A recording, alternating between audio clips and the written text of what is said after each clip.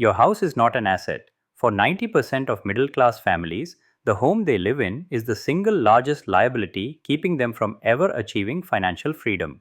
I know that sounds controversial. It goes against everything we have been told since childhood. We are taught that rent is throwing money away and that buying a home is the ultimate responsible financial decision, the cornerstone of the American dream. Your parents told you this, your financial advisor told you this, and certainly your bank told you this. But have you ever stopped to ask why the system is so desperate for you to take out a 30-year mortgage? When you strip away the emotional attachment and look strictly at the raw data, the good investment narrative begins to crumble. When you factor in inflation, phantom costs, maintenance, property taxes, and the massive front loaded interest payments, the math tells a completely different story. But there is a hidden variable that is even more dangerous than the expenses. It is called opportunity cost. While your capital is trapped in drywall and concrete, generating zero cash flow, it is not working for you in the markets that actually create wealth. We are going to dismantle the biggest myth in personal finance. We are not going to rely on opinions or sentiment. We are going to use cold, hard math. We will break down the exact calculation that banks hope you never figure out and reveal why the wealthy often choose to rent their luxury lifestyle while owning assets that actually pay them. If you want to retire early, you need to understand the difference between an asset that feeds you and a liability that eats you. Let us look at the numbers. To understand why the math fails, we first have to agree on what an asset actually is. This is where 99% of the population gets it wrong because they are using a definition designed by accountants, not by wealthy investors. If you ask an accountant, a house is an asset because it has a sale value. It goes on the left side of your balance sheet. But if you ask a wealthy investor, someone who builds true financial freedom, they use a much simpler, harsher definition. An asset puts money in your pocket. A liability takes money out of your pocket. Apply this wallet test to your primary residence right now. Does it pay you every month? Does it deposit cash into your bank account? No, it extracts capital.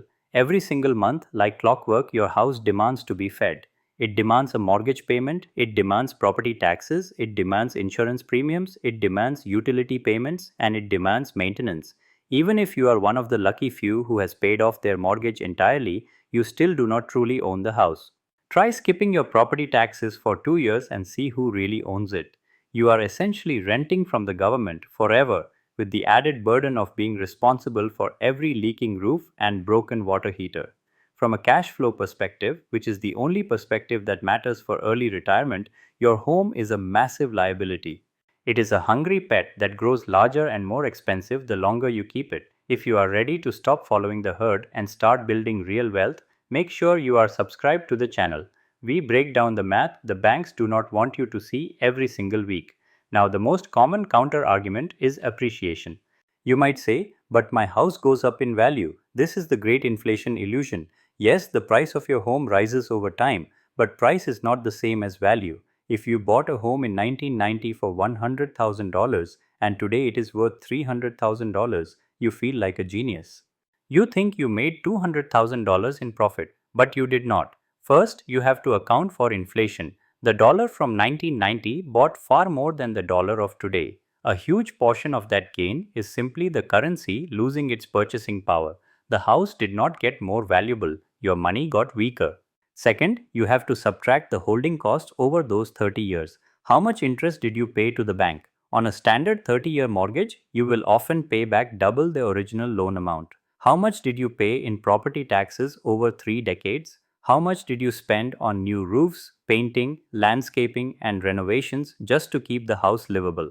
When researchers run the numbers on housing returns across the entire 20th century, adjusting for inflation and expenses, the real return on housing is barely above 0%.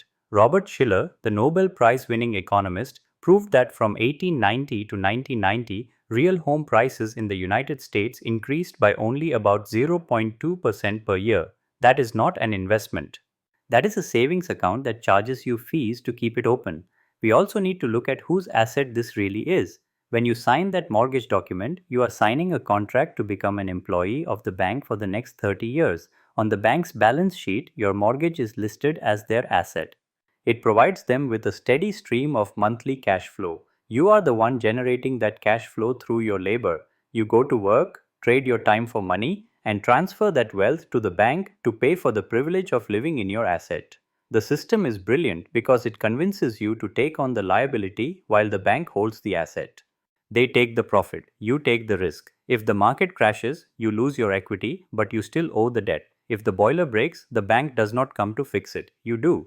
Does this mean you should never buy a home? Not necessarily, but we need to change the vocabulary. Buying a home is a lifestyle decision, not a financial one. It is consumption, like buying a luxury car or a nice suit. There is value in stability. There is value in painting the walls whatever color you want. But we must stop lying to ourselves that this consumption is an investment. When you conflate emotional safety with financial strategy, you make dangerous mistakes. You buy too much house. You tie up too much capital, you become house poor. So, if the house is not the wealth building engine we were promised, what happens when we look at the opportunity cost? What happens if we take that same down payment and monthly mortgage cost and instead of locking it in drywall, we deploy it into the actual global economy? The difference is not just a few $1,000s, the difference is millions. Let us look at the math that the real estate industry conveniently ignores. To understand the true cost of home ownership, we have to introduce a concept called unrecoverable costs. Most people make a fatal error in their calculation. They compare their monthly mortgage payment to their monthly rent payment. If the mortgage is $2,000 and rent is $2,000, they assume owning is better because the money is going toward equity. This is a lie. When you rent, your unrecoverable cost is the rent. That is money you pay to live somewhere, and it is gone forever. Simple. But when you own, you have three distinct unrecoverable costs that also vanish forever. And when you add them up, they often exceed the cost of renting a similar property. The first unrecoverable cost is the cost of capital. This is the interest you pay to the bank. Most people do not understand how an amortization schedule works because mortgages are front loaded in the first 7 to 10 years of a 30-year loan. The vast majority of your payment is pure interest. You are essentially renting the money from the bank. On a standard loan in year 1, nearly 70 to 80% of your monthly check is just interest profit for the lender. You are paying $2,000, but you might only be paying down $300 of the actual debt. The rest is unrecoverable. It is gone just like rent. The second unrecoverable cost is what I call the phantom tax. This includes property taxes, homeowners insurance, and maintenance. Property tax is the rent you pay to the government. In many states, this can be 1 to 2% of the home's value every single year. If you own a $500,000 home, you are paying $5 to $10,000 a year just for the permission to stay there. That is money that never builds equity. It evaporates. Then comes maintenance. The rule of thumb used by seasoned real estate investors is that you should budget 1% of the home's value per year for repairs. Homeowners love to ignore this. They say, I did not spend $5,000 on repairs this year, and maybe they did not. But then year 5 comes around and the roof needs replacing for $20,000. Maintenance is lumpy, but it is inevitable. But the third unrecoverable cost is the most dangerous one because it is invisible. It is the opportunity cost of your equity. Let us say you put $100,000 down on a house. That money is now trapped. It is earning 0% interest. In fact, as we discussed, historically it is barely keeping up with inflation.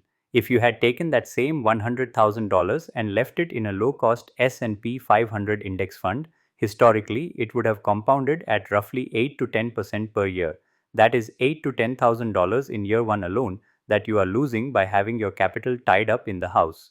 This is the cost of equity. Just because you are not paying interest on that down payment does not mean it is free. It is costing you the potential returns you would have made elsewhere. When you add these three things together, the mortgage interest, the phantom taxes and maintenance, and the opportunity cost of your down payment, you reach a startling conclusion. For most people in the first decade of home ownership, the unrecoverable costs of owning are actually higher than the cost of renting a comparable property. You are paying more money to destroy your own wealth, all while telling yourself you are making a smart investment. Let us run a specific scenario to make this concrete. Imagine two friends, Alex and Ben. They both have $100,000 in cash. Alex buys a $500,000 home. He puts his $100,000 down and takes out a $400,000 mortgage. He feels proud. He is a homeowner. Ben decides to rent a similar house for $2,500 a month. He takes his $100,000 and invests it in a diversified portfolio. Fast forward 5 years. Alex has been paying his mortgage every month, but because of the amortization schedule, he has barely made a dent in the principal. He has paid tens of thousands of dollars in interest to the bank. He has paid property taxes. He replaced a water heater. He paid for insurance. Meanwhile, Ben's portfolio has been compounding. At a conservative 8% return, his $100,000 has grown significantly without him adding a single penny. But here is the kicker: the stock market is liquid. If Ben loses his job, or wants to move to a new city for a better salary, or wants to start a business, he can access his capital in seconds. Alex is trapped. His money is illiquid. To get his money out, he has to sell the house. This brings us to the final hidden fee that destroys the investment narrative: transaction costs. You cannot day trade real estate. The friction costs are astronomical. When Alex decides to sell, he does not just get the market price, he has to pay real estate agent fees. Typically 6% of the sale price. On a $500,000 home, that is $30,000 gone instantly. Then he pays closing costs, transfer taxes, and legal fees. If the house appreciated by 3% a year, Alex might think he made a profit. But once you subtract the agent fees, the closing costs, the 5 years of interest payments, the 5 years of property taxes, and the maintenance, Alex has likely lost money. He effectively used a massive amount of leverage to achieve a negative return on investment, all while trapping his liquidity in an asset he could not move. Ben, on the other hand, has paid his rent, which bought him freedom and flexibility, and his net worth has grown because his capital was working in productive assets, not sleeping in dead real estate. If this breakdown is helping you see the matrix, hit the like button right now. It helps us spread this message to more people who are trapped in bad financial advice. The system relies on you not doing this math. The banks, the real estate agents, and the government rely on you looking only at the monthly payment and the sale price while ignoring everything in between. They sell you the dream of ownership, but they structure the deal so that they extract the value. Now you might be thinking, but what about leverage? Isn't the ability to use the bank's money to control a large asset the secret to wealth? This is the one valid argument for real estate. Leverage can be a powerful tool. But leverage is a double edged sword. It magnifies gains, but it also magnifies risks. And when you use leverage to buy a liability, a home that takes money out of your pocket every month, you are not investing like a millionaire. You are consuming like the middle class. Wealthy investors use leverage to buy cash flowing assets. They buy apartment buildings that pay for themselves. They buy businesses. They do not use leverage to buy a personal residence that drains their cash flow unless they have reached a level of wealth where the cost does not matter. For the aspiring early retiree, for the person trying to escape the rat race, the primary residence is often the anchor that keeps the ship from sailing. It forces you to keep the high stress job to pay the mortgage. It prevents you from moving for better opportunities. It locks up the capital that could be generating your freedom number. So, if the math is this clear, why does everyone still believe the myth? Why do 65% of Americans own homes, and why do they defend the decision with almost religious fervor? The answer lies not in mathematics, but in psychology and marketing. We have been conditioned to view the 30-year mortgage not as a debt prison, but as a badge of adulthood. And breaking free from that conditioning is the first step to seeing the matrix of the financial system. So, here is the new mental framework you need to adopt. We need to stop asking, is renting throwing money away? And start asking, what is the unrecoverable cost of my lifestyle? To answer this, I want to give you a simple, powerful tool that you can use in any market at any time. It is called the 5% rule. This is the back of the napkin calculation that cuts through the marketing noise and tells you the truth about a property's cost. Here is how it works. To calculate the true unrecoverable cost of owning a home, you simply take 5% of the total property value. This 5% represents the three costs we just discussed. Roughly 3% for the cost of capital, either mortgage interest or the opportunity cost of your equity, plus 1% for property taxes and 1% for maintenance. Let us apply this to a $500,000 home. 5% of $500,000 is $25,000 a year. Divide that by 12 and you get roughly $2,080 per month. This is your break-even number. If you can rent a similar home for less than $2,080 a month, renting is mathematically superior. You are building more wealth by renting and investing the difference than you would be by owning. But if rent is more than that number, then buying might actually make sense. See the difference? We are not making decisions based on pride of ownership or what our parents did. We are making decisions based on the cost of capital. We are treating our housing decision exactly like a business treats a factory lease. But the framework goes deeper than just the math. It requires a fundamental shift in your order of operations. Most people follow the broken middle class formula: go to school, get a job, buy a house, and then try to save whatever is left over to invest. They buy the liability first. They anchor themselves to a 30-year debt before they have built a freedom engine. The Millionaire Nomad framework flips this equation entirely. We build the asset column first. We prioritize liquidity and mobility. We rent our lifestyle while we aggressively stack capital into cash flowing assets like index funds, businesses, or rental properties that we do not live in. We only buy the luxury personal residence after our assets can pay for it. Think about it this way: if you buy a house with your salary, you are paying for it with your life energy. Every mortgage payment represents hours you had to sit in a cubicle. But if you wait, build a portfolio of $1 million, and let the 4% returns pay your mortgage, the house is free. Your assets are paying for your lifestyle, not your labor. This is the ultimate shift. You must stop viewing your primary residence as your retirement fund. It is not a savings account, it is a consumption item. It is a luxury good. It is perfectly fine to buy a luxury good.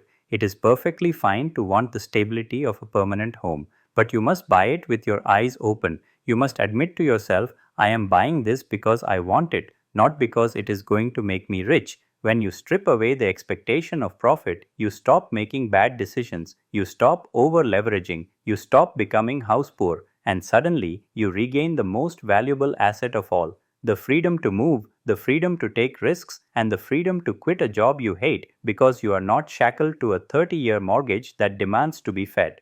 That is the difference between looking rich and actually being free. The housing market is just one piece of a much larger puzzle designed to keep you working, spending, and borrowing until you are too old to enjoy the fruit of your labor. Whether it is the 40-year corporate career, the retirement system that locks your money away until 65, or the consumer debt traps that look like opportunities, the system is rigged to favor the institutions, not the individual.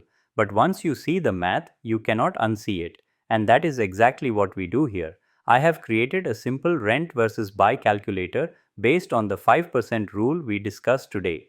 It will help you run the numbers for your specific city and see exactly how much wealth you could be losing or saving. You can find the link to that free tool right down in the description. Stop buying liabilities that anchor you to a life you do not love. Start buying assets that buy your freedom. I will see you in the next investigation.